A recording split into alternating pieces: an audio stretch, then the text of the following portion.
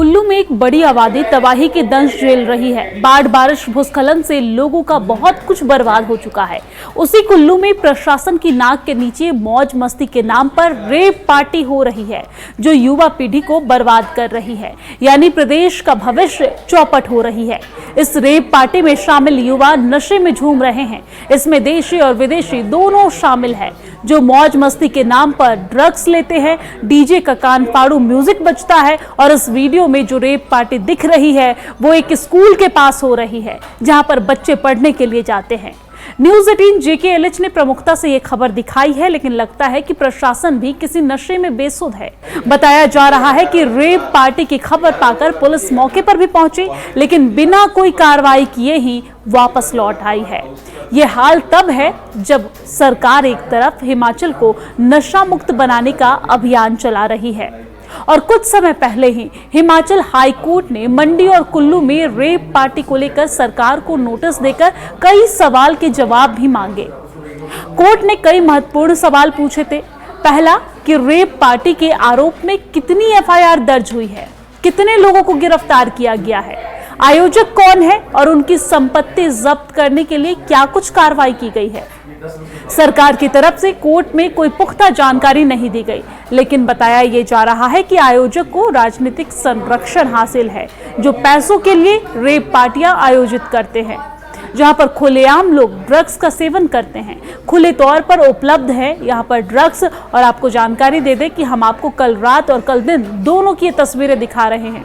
देखिए यहाँ पर कैसे रेप पार्टी चल रही है। तरह से ये रेप पार्टी हो रही है, नशे का प्रचलन खुलेआम चल रहा है, तो उससे जो है सबसे ज्यादा नुकसान वहां पर जो है युवा पीढ़ी को लेकर हो रहा है, क्योंकि लगातार इस रेप पार्टी के चलते जो है स्थानीय लोगों के द्वारा वहां पर शिकायत भी दी गई है, बावजूद उसके जो है पुलिस प्रशासन की तरफ से कोई कार्रवाई नहीं की गई है। ये बड़ी सवालिया निशान है पुलिस की कार्यप्रणाली पर भी खड़ा होता है कि आखिर जब पुलिस को जो है वो स्थानीय लोग वहां पर शिकायत दर्ज करा रहे हैं।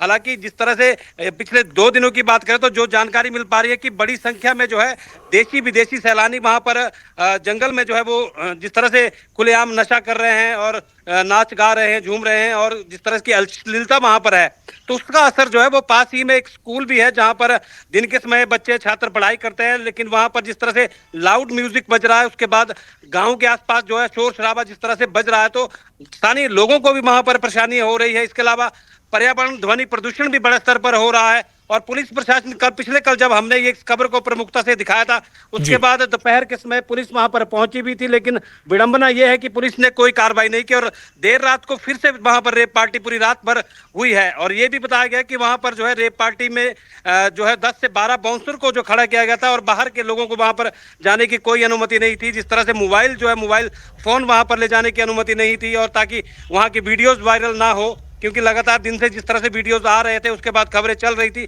तो आयोजकों को जो है ये लग रहा था कि अब जो है इस रेप पार्टी में जिस तरह का प्रबंध उनके द्वारा किया गया है और लाखों रुपए खर्च किए गए हैं और लोगों को बुलाया गया है, ऑनलाइन बुकिंग की गई है, तो कुल मिलाकर उसके बाद जो है वो पुलिस मौके पर पहुंची, लेकिन बावजूद कार्रवाई नहीं की है। तो इसके लिए भी सवालिया निशान ये खड़े होते कि आखिर पुलिस क्या कर रही है, क्योंकि एक तरफ जहां प्रदेश सरकार जिस तरह से नशे के खिलाफ जो है बड़ी मुहिम चला रही है कि प्रदेश में जो है नशा तस्करी के मामले पे जो है पुलिस सरकार बड़ी कठोर है, गंभीर है, कोई कार्रवाई नहीं हो रही, तो जाहिर सी तौर बात यही है कि कहीं ना कहीं किसी व्यक्ति का जो है किसी पॉलिटिकल पार्टी का या पॉलिटिकल लोगों का संरक्षण जो है हो सकता है, क्योंकि जिस वजह से इतने बड़े लेवल पे पुलिस कार्रवाई आखिर क्यों नहीं कर रही है, तो ये भी एक बड़ा सवाल है। और जब हमने पिछले कल पुलिस से संपर्क करने की कोशिश की और दिन के समय जो है वो संपर्क नहीं हो पाया, आला अधिकारियों ने फोन नहीं उठाया, लेकिन शाम के समय जब बात हुई तो ये कह दिया गया कि ये पुरानी वीडियोस है। लेकिन जब हमने रात की वीडियो उनसे शेयर की तो उसके बाद उनका कोई संतुष्ट जवाब नहीं था।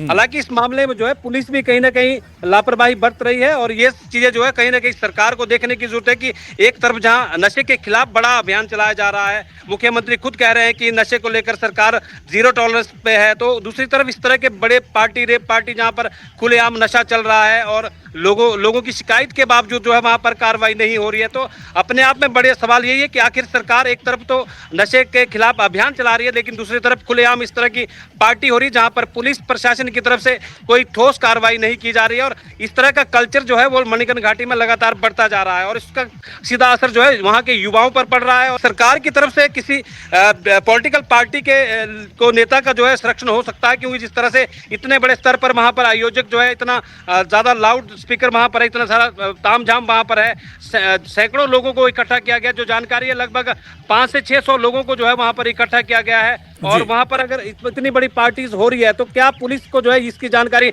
नहीं है? क्योंकि जिस तरह से अब ये जो पार्टी का आयोजन है वो कम से कम पिछले 3-4 दिनों से लगातार दिन रात हो रहा है और वहां पर क्या पुलिस की कोई पहरा नहीं है? क्या पुलिस को कोई जानकारी नहीं है? लेकिन कहीं ना कहीं पुलिस वहां पर पिछले कल खबर दिखाने के बाद पहुंची भी, बावजूद उसके कोई कार्रवाई नहीं की गई है। तो साफ तौर पर जाहिर तौर पर पुलिस भी इस पर जो है ठोस कार्रवाई नहीं कर रही है। वैसे बहुत सारे लोगों के मन में ये सवाल आ रहा होगा कि रेव पार्टी क्या होता है और रेव पार्टियों में क्या क्या होता है और इसको लेकर इतना बवाल क्यों होता है? क्या रेव पार्टियां बैन होती है और क्या इस पर एक्शन लिए जा सकते हैं? तो दरअसल रेव पार्टियों का मतलब होता है शराब, ड्रग्स, म्यूजिक, नाच गाना, कॉकटेल। जी हाँ, ये पार्टियां बड़े ही गुपचुप तरीके से की जाती है। पार्टी में कुछ ही लोगों को शामिल किया जाता है, लेकिन रेव पार्टी सुनसान जगहों पर की जाती है। इस पार्टी में नशीले पदार्थ बेचने वालों को काफी मुनाफा होता है। पार्टी में अलग अलग तरह का नशा होता है और इस तरह की पार्टियों पर बैन रहता है। ऐसे में उस स्थिति में जब कोई नशे में धुत मिलता है, ड्रग्स का सेवन करता है या फिर किसी के पास से ड्रग्स बरामद की जाती है तो उस पर कार्रवाई का कानून है।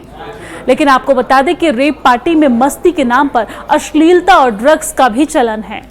जहां एक तरफ सरकार की तरफ से बढ़ते मादक पदार्थों के खतरों पर सीएम सुक्खू युवाओं से नशे से दूर रहने और नशा तस्करों की जानकारी पुलिस को देने का आग्रह करते हैं ताकि हिमाचल को नशा मुक्त राज्य बनाया जाए, तो वहीं दूसरी तरफ पुलिस प्रशासन को जब मीडिया के माध्यम से या फिर वहां के आम लोग, स्थानीय लोगों के द्वारा जानकारी दी जाती है तो पुलिस प्रशासन मौके पर पहुंचता जरूर है, लेकिन भाईचारा निभाकर खाली हाथ वापस लौट आता है। इतना ही नहीं, राज्यपाल शिव प्रताप शुक्ल एक राज्यव्यापी नशा मुक्त हिमाचल अभियान का नेतृत्व भी कर रहे हैं, जिसमें केंद्र सरकार की नशा मुक्त युवा और विकसित भारत पहल को आगे बढ़ाया जा रहा है। इस अभियान में जमीनी स्तर पर जागरूकता फैलाने के लिए पंचायती राज संस्थाओं, महिला मंडलों और शैक्षणिक संस्थानों को शामिल किया गया है। साथ ही विधायकों और समुदाय के नेताओं को पत्र लिखकर भी इस अभियान में शामिल किया गया। इस अभियान का लक्ष्य नशा मुक्ति के खिलाफ एक मजबूत जन आंदोलन बनाकर नशा मुक्त राज्य बनाना है। लेकिन जमीनी हकीकत कुछ और ही बयां कर रही है। ऐसे में हम प्रशासन से क्या उम्मीद करें जब उनके ऊपर तस्करों से भाईचारे निभाने का आरोप लग रहा हो? हम प्रदेश सरकार से ये अपील करते हैं कि ऐसी रेव पार्टियों पर लापरवाह प्रशासन पर सख्त से सख्त कार्रवाई हो ताकि हिमाचल के भविष्य को बचाया जा सके।